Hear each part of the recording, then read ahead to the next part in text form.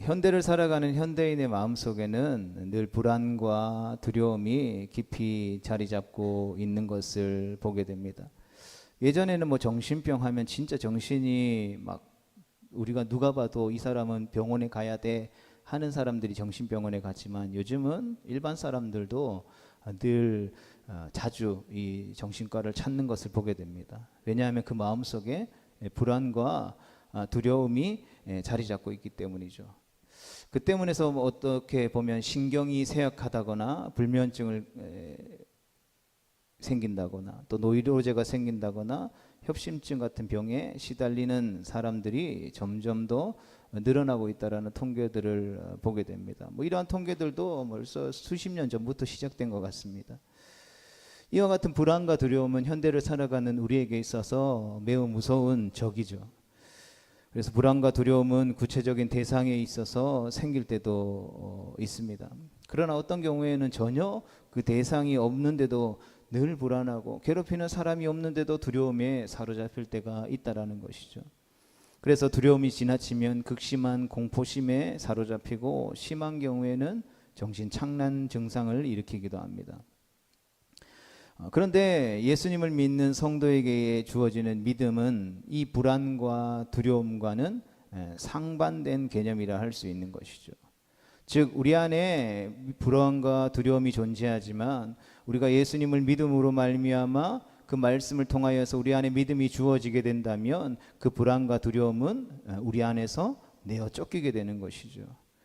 그러나 연약한 그리스도인들의 경우에는 이 두 가지가 함께 공존하는 것을 보게 되죠. 그러니까 믿음을 가지고 있고 예수님을 믿고 신앙생활을 하면서도 불구하고 늘 마음 한켠에 불안과 두려움이 공존하고 있는 것이죠. 하나님을 믿으면서도 여전히 인생의 해답을 찾지 못하고 불안해하는 것입니다. 그러나 진짜 예수님을 만나고 진짜 그리스도인이 된 사람은 그가 가지고 있는 믿음 안에는 바로 두려움과 불안이 결코 공존할 수 없다는 것이죠. 다만 그의 마음을 현혹하고 미혹하고 유혹하는 사단의 계획 가운데 잠깐 속을 뿐이지, 그 믿음이 존재한다라는 것을 확신한다라면 그 두려움과 불안함은 결코 성도들의 삶을 주장할 수 없다라는 것을 우리는 기억해야 하는 것입니다. 그리스도인의 믿음은 이러한 용기와 확신 속에서 주어지는 참된 믿음이요, 예수 그리스도의 이름으로 이 두려움과 불안함을 내어쫓는 믿음이기 때문인 것입니다. 우리 모두가 이러한 믿음과 믿음의 확신과 용기를 가지는 담대한 참된 그리스도인 되어질 수 있기를 주님의 이름으로 축복합니다. 오늘은 모세를 통하여서 용기와 확신의 믿음을 함께 우리가 배워보고자 합니다.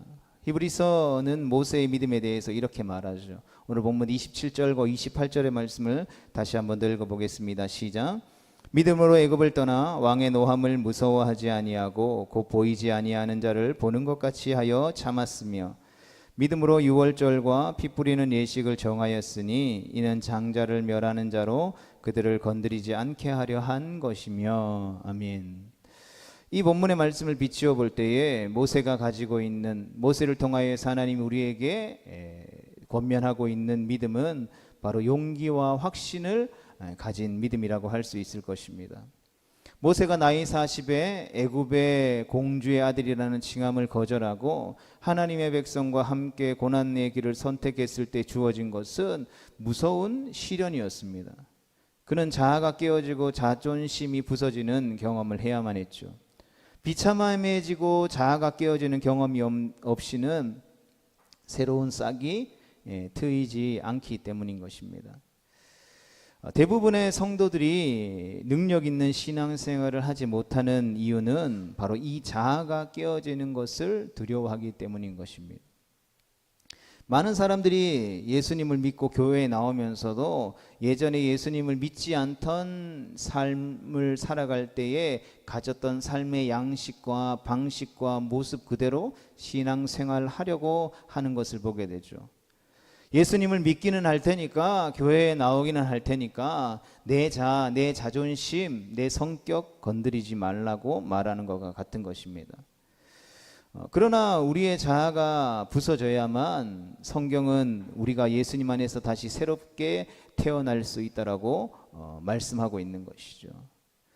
어떤 병들은 약을 먹으면 금방 고쳐지는 경우들도 있지만 어떤 병은 반드시 마취를 하고 배를 가르고 그 안을 열어서 수술해야만 고쳐지는 병이 있듯이 우리의 영적인 상태도 이 수술하지 않고는 결코 치료될 수 없다라는 것입니다.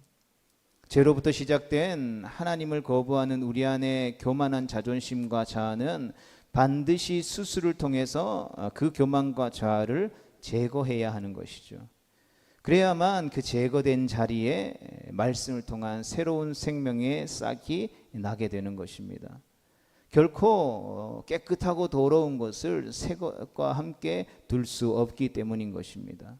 즉 옛사람과 새사람이 함께 한자리에 공존할 수는 없는 것이죠. 빛과 어둠이 한자리에 함께 할 수 없는 것과 마찬가지인 것입니다. 그런데 우리가 예수님을 믿고 신앙생활을 하다 보면 우리의 자존심을 건드리는 일들이 참 많이 일어나죠. 교회 공동체 안의 생활을 통해서 또 말씀을 통해서 또 내가 예수님을 믿는 사람으로 세상 속에서 잘 살아가 보려고 할 때 그런 일들이 이상하게도 자주 일어나게 되는 것이죠. 막 내 자존심을 긁고 내 자아를 건드리고 막 내 옛날 성격 나오게 막 계속해서 괴롭히는 것이죠. 그런데 그럴 때마다 그러한 일들이 일어난다라는 것 자체가 우리가 오히려 은혜 받고 있다라는 증거일 수도 있다라는 것이죠. 왜냐하면 우리는 그러한 과정들을 통해서 우리의 자존심이 깨어지기 때문인 것입니다. 내 안에 아직도 깨어지지 못한 것이 있다는 것을 발견하고 예수님의 말씀을 통한 수술대 위에 나를 올려놓을 수 있는 기회가 아직도 있다라는 것이기 때문인 것입니다. 신앙생활을 하다가 자존심이 상할 때가 생기면 우리가 그 즉시 그래서 아멘으로 화답할 수 있게 되기를 축복합니다. 하나님께서 우리를 하나님의 사람으로 그 일들을 통해서 그 아멘의 고백을 통해서 새롭게 빚어가시게 될 것입니다. 성도 여러분, 모세는 자아가 깨지고 자존심이 무너지는 데에 무려 40년이라는 시간이 걸렸습니다. 하나님은 그를 40년 동안 가장 세상의 중심이었던 애굽의 왕궁에서 광야로 보내셔서 40년 동안 혹독하게 훈련시키셨습니다. 그러나 훈련의 과정이 지나자 때가 되었을 때에 하나님이 그를 찾아오셨고 만나 주셨던 것이죠. 모세가 하나님을 만났을 때에 하는 말을 들어보면 확실히 그의 자아가 깨어졌다라는 것을 알 수 있습니다. 하나님이 모세를 부르셔서 모세야 모세야 너는 내 백성을 출애굽시켜라 라고 하셨을 때 모세는 뭐라고 말합니까? 하나님, 사람 잘못 보셨습니다. 저는 그럴 만한 사람이 되지 못합니다. 옛날에 저는 할 수 있다라고 생각했지만 지금은 아닙니다. 다른 사람을 보내십시오. 저는 입이 둔한 사람입니다 라고 고백하죠. 여러분, 그 똑똑하고 부족함이 없다라고 고백했던 모세가 이렇게까지 변했던 것입니다. 아이러니하지만 바로 이때부터 하나님은 모세를 부르셔서 모세를 사용하기 시작하셨다라는 것이죠. 그리고 모세의 믿음은 바로 여기서부터 시작되어졌다라는 것입니다. 모세는 자아가 깨지는 고통을 겪으면서도 용기와 확신을 가지는 믿음을 소유하게 되었던 것입니다.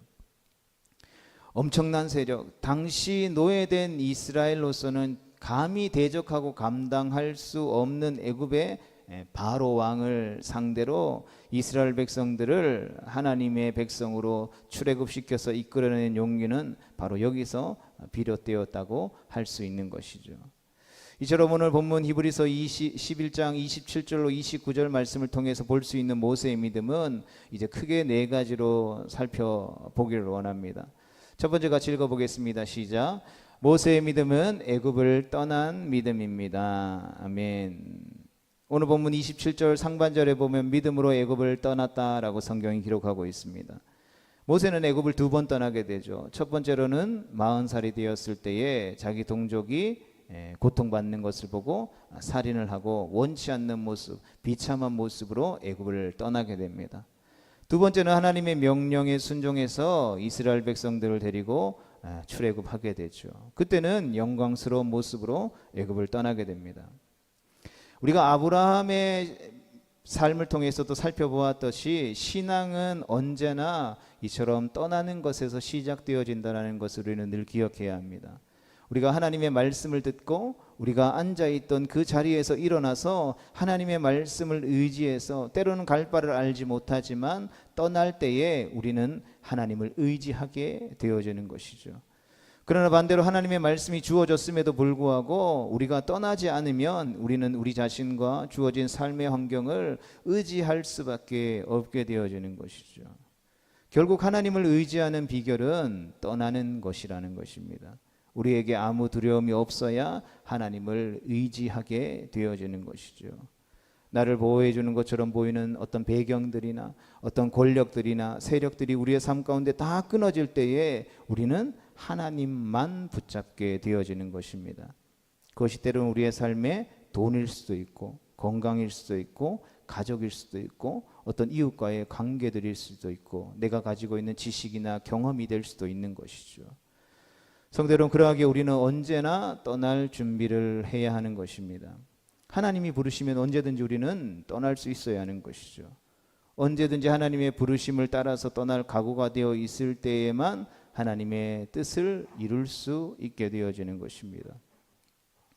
마찬가지로 성도들이 떠날 준비가 되었을 때에 주님의 몸된 교회는 하나님의 뜻을 온전히 수행할 수 있게 되어지는 것이죠.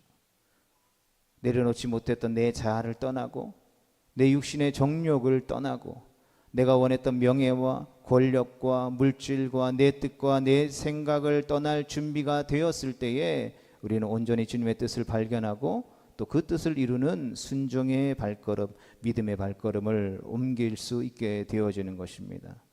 그러한 하나님의 백성 되어질 수 있게 되기를 주님의 이름으로 축복합니다.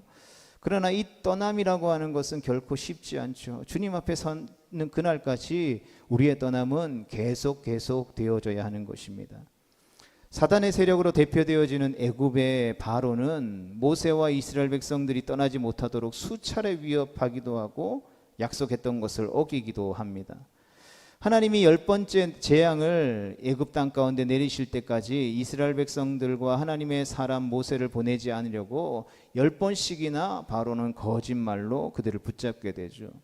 그 내용이 출애굽기 8장에서부터 11장까지에 나오는 애굽에 내려진 10가지 재앙의 대결을 통해서 우리에게 보여지고 있는 것입니다. 참 흥미로운데 바로가 이스라엘 백성들을 순순히 내보내지 않자 하나님께서 이스라엘 백성 애굽 땅에 재앙을 내리게 되죠. 재앙이 내리게 되자 바로가 어떻게 행동했을까요? 바로 떠나라고 합니다. 그러자 그 내렸던 재앙이 바로 그치게 되죠. 재앙이 끝나니까 바로는 다시 약이 올라서 또 이스라엘 백성들을 가지 못하도록 막게 되죠. 이러한 식으로 재앙이 여러 번 반복되다 보니 바로가 할 수 없이 이제 뭘 하려고 할까요? 타협하려고 하죠. 가기는 가되 이 땅을 벗어나지 말고 애굽 땅 경계 끝까지 가는 것을 허용할 테니까 거기 가서 하나님께 예배드려라 라고 하는 것이죠. 그때 모세가 어떻게 했을까요? 우리가 예수님을 믿고 신앙생활할 때에 내가 주일날 교회 가는 거 허락할게. 주일날 교회 가서 예배드리는 거 허락할 테니까 뭐 새벽 예배 가는 거나 수요 예배 가는 거나 뭐 어떤 교회 행사에 가는 거나 뭐 성경 읽고 기도하고 성도들 만나서 막 교제하고 이런 건 좀 하지 않았으면 좋겠어 라고 타협을 낼 때도 있죠. 그러나 모세는 거절했습니다. 하나님이 내 백성을 가게 하라라고 말씀하셨기 때문에 모세는 타협할 수 없었던 것이죠. 바로는 마음이 다시 강팍해져서 이스라엘 백성들을 떠나는 것을 허락하지 않았습니다. 그러면 또 재앙이 내리죠. 바로는 이런 식으로 여러 번 모세에게 타협안을 제안합니다. 가긴 가되 멀리 가지 말라. 하지만 이것도 안 통하죠. 그러자 바로는 이렇게 대답하죠. 그럼 여자와 자녀들, 어린아이들 멀리 가면 힘들잖아. 그리고 수장 다시 어차피 돌아올 건데 굳이 왜 다 가지고 가냐. 수장은 내려놓고 남자들만 가서 어차피 너네 남자들만 예배 드리는 거 아니야. 남자들만 가서 예배 드려라. 그렇게 말하자. 이것도 안 통하죠. 그러니까 한 걸음 양보해서 이렇게 합니다. 애들과 여자들도 그럼 가. 대신에 수장은 놓고 가. 이렇게 타협을 시작하면서 이스라엘 백성들이 이 애굽 땅을 떠나지 못하도록 계속해서 붙잡던 바로는 결국 모든 장자가 죽음을 맞이하게 되는 재앙이 내리고 나서야 이스라엘 백성들을 내보내게 되죠. 다 가라. 하나도 남김없이 다 가지고 떠나라고 말합니다. 그러나 바로는 이렇게 말해놓고도 결국은 마침내 순순히 내보내주지 않죠. 막상 이스라엘 백성들이 떠나자 모든 군대를 풀어서 그들을 뒤쫓아가게 되죠. 여러분, 사단이 하는 짓거리들이 꼭 이와 같습니다. 마귀는 우리가 하나님의 사람 되는 것을 싫어하죠. 우리가 예배드리고 하나님 앞에 기도하고 성도들이 가까워지고 친밀해지고 한 가족이 되고 하나님을 위해서 내 삶을 바쳐서 헌신하려고 할 때 끊임없이 싫어하고 방해하는 것입니다. 우리가 하나님의 백성으로 지난 삶의 모습들을 돌이켜서 하나님이 기뻐하시고 온전하신 무엇을 깨닫고 이 세대를 본받지 않는 하나님의 말씀대로 살아가는 삶을 살려고 할 때에 끊임없이 우리를 유혹하게 되는 것입니다. 그래서 집요하게 방해하기도 하고 협박하기도 하고 유혹하기도 하고 타협을 원하기도 하죠. 우리의 발 뒤꿈치를 잡고 떠나지 못하게 하는 것이 바로 이와 같은 사단의 계략이라는 것입니다. 이런 사단의 방해에 타협하거나 성도는 결코 굴복해서는 안 되는 것입니다. 성도 여러분, 세상은 예수님도 믿고 하나님도 믿고 부처도 믿고 저 갓바 위에 있는 돌도 믿고 다 믿으라고 이야기합니다. 그러나 성경은 우리에게 오직 예수 그리스도만 믿으라고 말하고 있는 것이죠. 그러하기에 성도 여러분, 세상의 줄을 끊어야 믿음의 항해가 시작되어질 수 있다는 사실을 반드시 기억할 수 있기를 축복합니다. 항구에 밧줄을 메어놓고 있으면 아무리 좋은 배가 있어도 그 배는 항해를 시작할 수 없는 것입니다. 깊은 바다로 나아가서 우리에게 주어진 삶의 자리에서 이 믿음의 항해를 하기 위해서는 그 항구에 붙어있는 줄을 끊어야 하는 것이죠. 줄을 끊는 것이 두렵고 바다로 나가는 것이 무서워서 줄을 끊으면 죽을 것 같아 보이지만 결국 믿음은 떠나야 할 때 떠나는 것이 온전한 믿음이라는 것을 우리는 모세를 통해서 발견하게 되어지는 것입니다. 두 번째 같이 읽어보겠습니다. 시작. 모세의 믿음은 폭력을 쓰지 않는 믿음입니다. 여러분, 아무리 상대가 악하고 강할지라도 그리스도인은 폭력으로 문제를 결코 처리하지 않죠. 예수님이 그렇게 하셨고 모세도 그렇게 했습니다. 출애굽 당시에 약 200만 명 정도의 이스라엘 백성들이 있었지만 모세는 군중을 선동하거나 그들로 하여금 군대를 일으켜서 폭력을 행사하지 않았다라는 것이죠. 오늘날 세상에 많은 이익단체들이 여론을 형성하고 힘을 갖고 싸우려고 합니다. 교회 안에서도 그런 일들이 종종 있죠. 누구 장로님파, 누구 목사님파, 누구 성도님파 해가지고 교회 안에서 알력 싸움들을 이뤄내기도 합니다. 그래서 싸움하다가 안 되니까 세상 법정 가기도 하고 교회 안에 경찰을 부르기도 하죠. 그러나 이런 모습은 성경적인 모습이라고 할 수 없을 것입니다. 반론을 제기하려면 무엇을 해야 합니까? 성도는 먼저 기도해야 하는 것이죠. 그리고 하나님의 능력으로 그 뜻을 관철시켜야지 세상에 하는 방식으로 일하는 것은 결코 성경적이고 성도답다라고 말할 수 없을 것입니다. 모세는 바로와의 엄청난 투쟁을 단독으로 진행했죠. 바로와 홀로 대결했고 누군가를 옆에 두었다면 기껏 그의 말을 대신 전해주는 아론 정도였습니다. 이처럼 그는 기도로 싸웠습니다. 기도로 싸웠다라는 말은 하나님의 능력으로 싸우는 사람이었다라는 것이죠. 모세는 자기 자신이나 백성들을 동원해서 세상의 힘으로 싸움에서 이긴 것이 아니라 철저하게 하나님 앞에 기도했고 하나님이 베풀어 주시는 하나님의 능력과 하나님의 도움으로 승리할 수 있었다라는 것입니다. 이 말은 우리가 신앙생활을 할 때에 우리가 또 주어진 삶을 살아갈 때에 어떤 우리에게 있는 믿음이 어떤 우리에 있는 헌신과 희생이 우리의 삶의 승리를 가져다 주는 것이 아니라는 것을 말해주는 것이죠. 하나님이 승리하셨기 때문에 우리가 승리하는 것이고 하나님이 우리로 하여금 승리하게 하시기 때문에 우리가 승리하는 것이라는 것입니다. 이것이 말장난처럼 보이고 별거 아닌 것처럼 보이지만 성도가 세상과의 싸움에서 이 점을 반드시 기억해야만 철저한 하나님의 승리를 경험할 수 있게 되어지는 것입니다. 모세는 세상 임금을 두려워하지 않았다라고 성경이 기록하고 있죠. 세상의 군대를 두려워하지 않았다 이 말입니다. 세상의 그 어떤 세력도 모세는 두려워하거나 무서워하지 않았다는 것이죠. 그는 믿음을 가지고 홀로 하나님 앞에 대결했던 것입니다. 이사야 12장 2절의 말씀을 같이 읽어보겠습니다. 시작. 보라, 하나님은 나의 구원이시라. 내가 신뢰하고 두려움이 없으리니 주 여호와는 나의 힘이시며 나의 노래이시며 나의 구원이심이라. 아멘. 성도 여러분, 최후의 승리자는 오직 하나님 한 분뿐이신 줄로 믿습니다. 세상의 왕이나 세상의 어떤 정치 구조가 아니라 하나님이 승리이고 하나님이 왕이신 것입니다.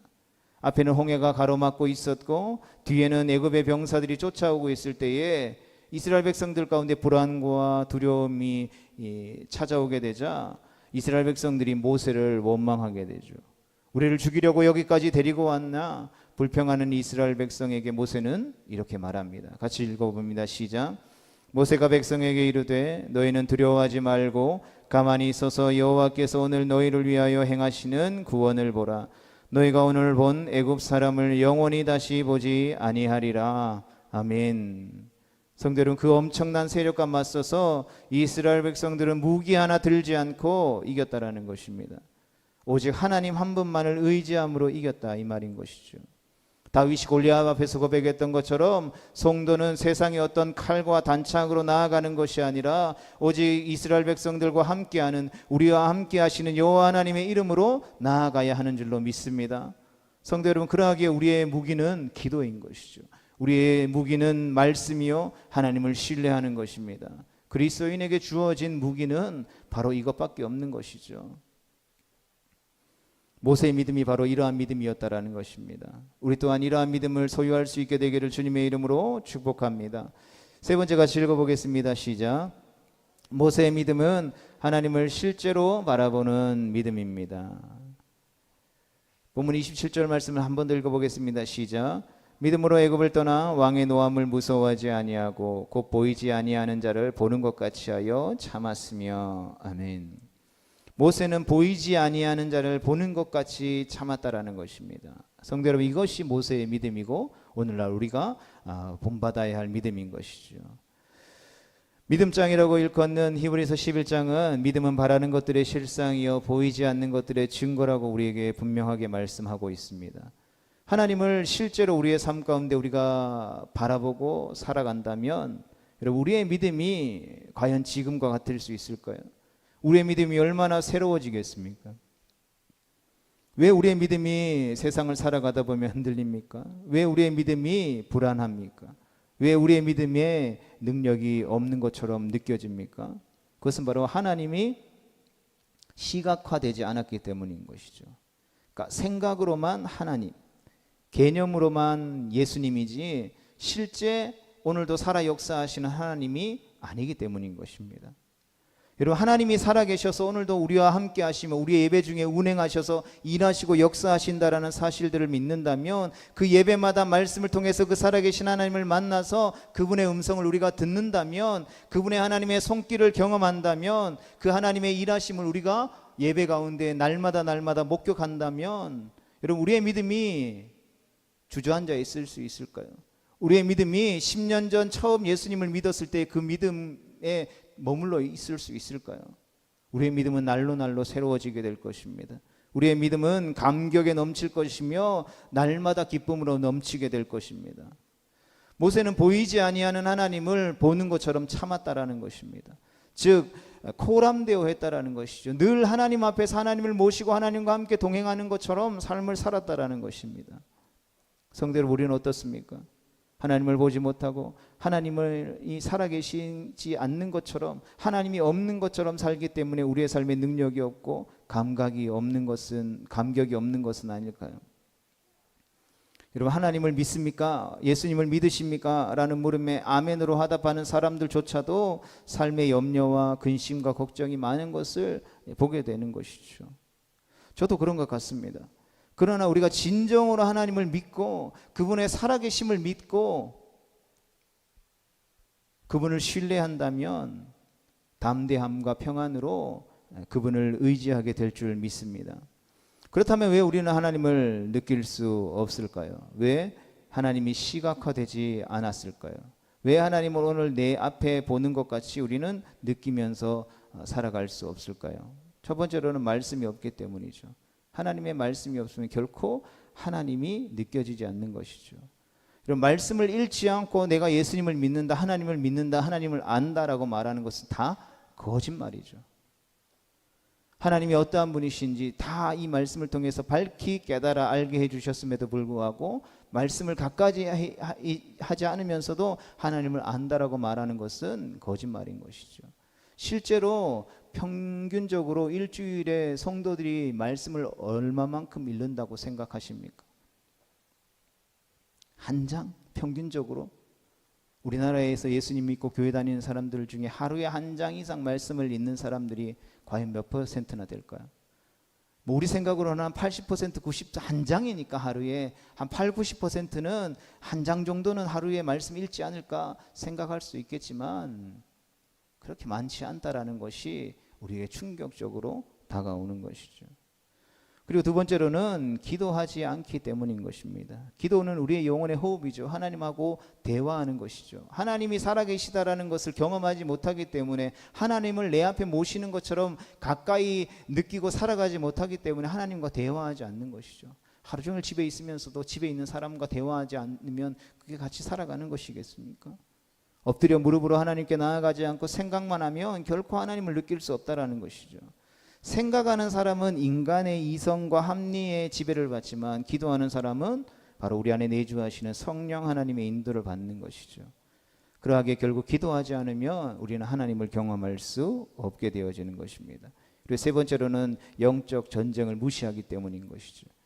세상은 영적인 전쟁터에 있습니다. 사도 바울은 우리의 싸움이 혈과 육에 속한 것이 아니고 하늘에 있는 악한 영들과의 싸움이다라는 것을 분명히 우리에게 말씀하고 있다라는 것이죠. 이 영적 전쟁이 마귀와의 싸움이라는 것을 아는 사람은 하나님의 실제를 경험하게 되는 것이죠.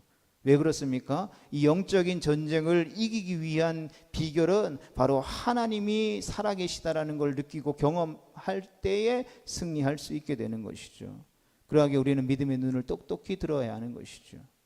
마귀의 실제를 보고 하나님의 더 큰 실제 승리하심의 영광을 볼 수 있게 되기를 주님의 이름으로 축복합니다. 그리고 마지막 네 번째로는 복음을 전하지 않기 때문이죠. 하나님을 강렬하게 느끼고 싶다면 때를 어떤지 못 어떤지 우리는 복음을 증거해야 하는 것입니다. 우리는 복음을 전하는 것을 통해서 하나님인지를 더욱더 강력하게 경험할 수 있게 되어지는 것이죠. 예수님을 사랑하는 사람만이, 예수님을 다시 만나길 원하는 사람만이, 예수님과 함께 호흡하고 동행하는 사람만이 복음을 전하기 때문에 그 복음을 전하는 것들을 통하여서 예수님과 하나님과 더 많은 대화거리가 생기기 때문에 우리는 이 복음을 전하는 것들을 통해서 더욱더 강력한 하나님의 임재와 함께 하심을, 살아계심을 경험할 수 있게 되어지는 것입니다. 성도 여러분, 주님 우리 위해 항상 함께 계시는 줄로 믿습니다. 우리와 함께 계셔서 우리의 연약한 손을 붙들어 주시고 우리의 떨리고 주저앉은 무릎도 붙들어 주시는 것입니다.